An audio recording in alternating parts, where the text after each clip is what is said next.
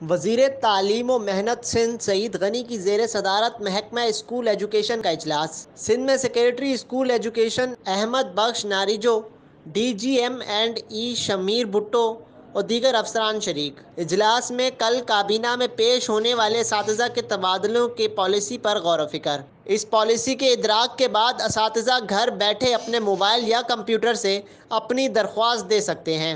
اساتذہ کے تبادلوں کی درخواست صرف ان اسکول میں منظور کی جائے گی جہاں اساتذہ کی ضرورت ہوگی۔ سعید غنی کا کہنا تھا کہ اساتذہ کے تبادلوں اور تعیناتی کے طریقہ کار کو ڈیجیٹلائز کرنا محکمہ تعلیم سندھ کا ایک انقلابی قدم ہے۔ ہم نے ای ٹرانسفر کے طریقہ کار کو اساتذہ اور بچوں کی تعداد کو مد نظر رکھتے ہوئے 3 حصوں میں تقسیم کیا ہے۔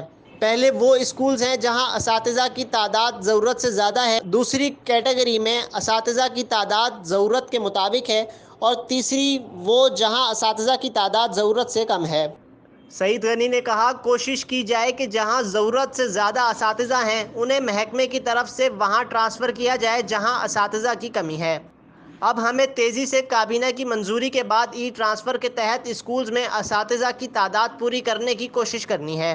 انہوں نے کہا، ہم چاہتے ہیں کہ تبادلوں اور تعیناتی کے ساتھ ساتھ دیگر چیزوں کو بھی جدید تقاضوں کے مطابق ڈیجیٹلائز کر دیں۔ تمام ٹیچنگ اسٹاف اور دیگر افسران کا ریکارڈ ہم ڈیجیٹلائز کر چکے ہیں۔